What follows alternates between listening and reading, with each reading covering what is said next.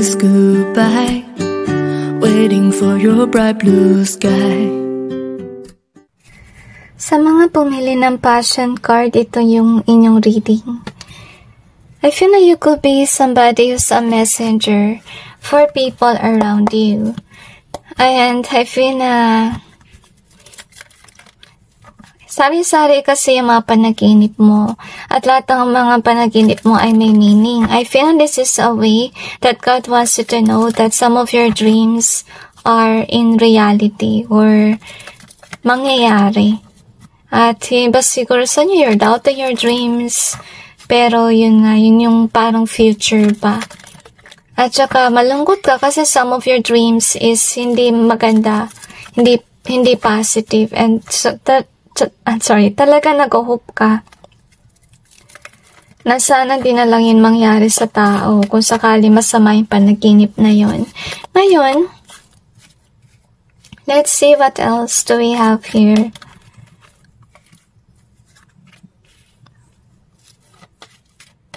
I feel these are warning signs of heaven, yung mga panaginip mo. So, I feel na yung reading natin is about the collective people that you dream about.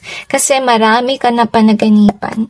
At saka, I feel na most of your dreams come true. Clarify natin. Kasi parang deep ng energies.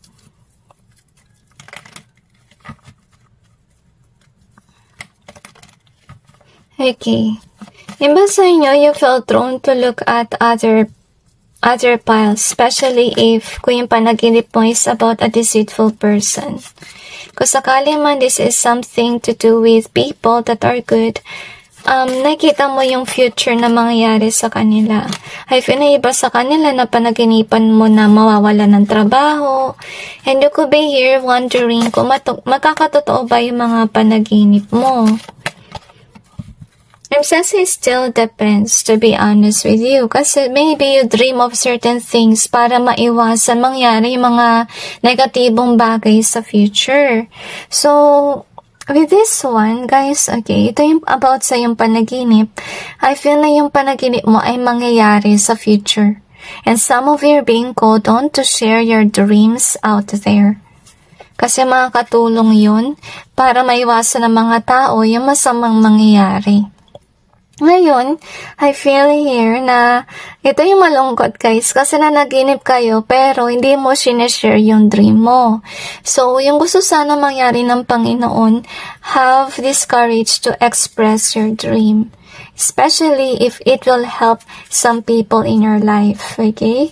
And I'm sensing na mahal ka ng Diyos, kaya pinagkalooban ng ganong klase mga panaginip para maging handa ka rin sa future.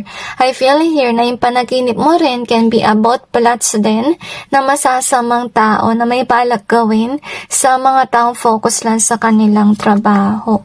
Ngayon, ito yung malungkot kasi you could be somebody na ayaw mo sumunod sa gusto ng Panginoon. Kasi gusto niya sana na gawin mo is i-post mo yung iyong panaginip or i-share. Wag kang mahihiya. Kasi isa yun sa calling mo. And God wants you to surrender to this mission work na meron ka. And with that transformation and homeless, I feel na napanaginipan mo to kasi there will be changes on some people na baka mayaman sila sa ngayon pero darating ang panahon, maghihirap sila. Next that we have is this one. So, I feel na yun nga, binabaliwala mo yung panaginip. I feel na yung panaginip mo talaga ay magiging help sa maraming tao. So, gusto sabihin ng Panginoon na you do have these dreams because of the reason na kailangan mo talaga tong ibahagi. Huwag mo sanang baliwalain kasi baka mawala yan gift na bigay sa iyo ng Panginoon. And maybe with the apology being here, siguro iba sa inyo, you feel guilty that you're not sharing your dreams tapos ay mangyari. So, matuto ka na sana sa pagkakamali mo before. So, this time around, you really have to share your dreams. Kasi with the passion being here, it just mean like you have that caring vibe about others. Okay, kaya pinagkalooban ka ng Panginoon ng ganitong kapangyarihan na by your dreams you're seeing what will happen next. Okay? Kasi inisip ng Panginoon na ikaw yung mainam na tao na bigyan ng ganong panaginip. Kasi first of all, you do have a good heart. So anyway, let's see what else do we have here. And illusions are going to be erased. Maybe by your dreams is kind of like giving reality checks sa mga tao. So you are my sunshine in either way. We also got that strong here in reverse. So, gusto sabihin ng Panginoon din sa inyo na sana, whether you are my sunshine, acknowledge mo yung panaginip mo as something na blessing. Huwag mo sanang tignan na ito ay weakness. Kasi, I really feel here na may mga panaginip ka na maganda at meron ding hindi. At ayaw mo lang i-acknowledge yung pangit. So, with the 4, so meaning kasi nun guys, mga panaginip mo is about sa mangyayari sa future with regards sa iyong tao. At saka, I feel like with regards to this one, I feel na talaga may takot kayong i-express yung panaginip. Kasi maybe you're worried about what will people think about you, but at kailangan mo yun sabihin din. It's a good times being here. So, yung iba naman na panaginipan nyo guys, baka magkakaroon sila ng opportunity.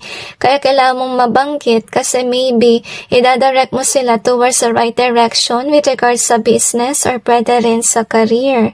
So, you also have the 10 in either way.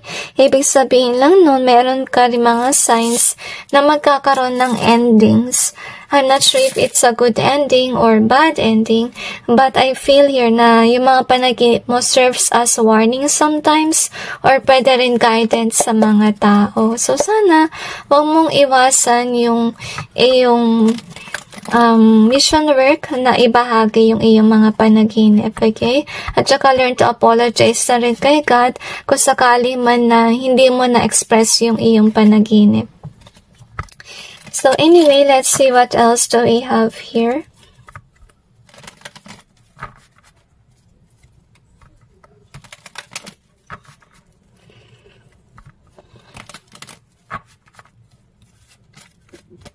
I feel na some of your dreams may not manifest, lalo na kung pinagdasal mo talaga na hindi mangyari yung masamang pangyayari sa iyong panaginip. Okay?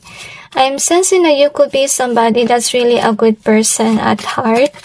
At saka may care ka talaga sa mga tao. I feel na kaya ayaw mo rin talaga i-share yung iyong mga panaginip kasi minsan ganun yung nangyayari na dahil sa prayers mo, hindi natutuloy yung masamang pangyayari sa iyong panaginip. Ngayon, ito yung iyong cards, alright? So, anyway, na panaginipan mo yun because it's something that is going to happen or it's a reality. Okay, at saka with regards sa justice in reverse, ibig sabihin lang nun na ito siguro yung iniisip mo, yung mga panaginip mo ay, kabaliktaran. Pero hindi kasi ganun eh. Na-sense ko dito sa energy. Kung ano yung napanaginipan mo, yun yung pwede mangyari sa future. Ngayon, I feel here na kaya mo na panaginipan yung tao na yun kasi baka may mangyayari hindi maganda sa kanyang buhay. Or maybe this is somebody na wala pa siyang career and then you're guiding him or her patungo sa tamang landas. Kasi maybe kung may career man siya sa ngayon, baka yung trabaho na yun di naman naka-align on what this person is passionate about or sa kanyang talent. Okay? Kaya nangyari dito is hindi siya umaangat with regards sa career. So, definitely you are going to guide others patungo sa tamang landas. And with the moon being in reverse, it just means like you do have that capability by your dream. You're seeing beyond the illusions. Okay? At saka, sari-sari yung panaginip mo. May napanaginipan ka mawawalan din ng trabaho.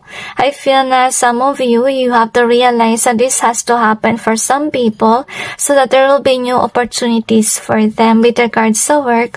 At saka dahil sa opportunity na yun, may yaman sila.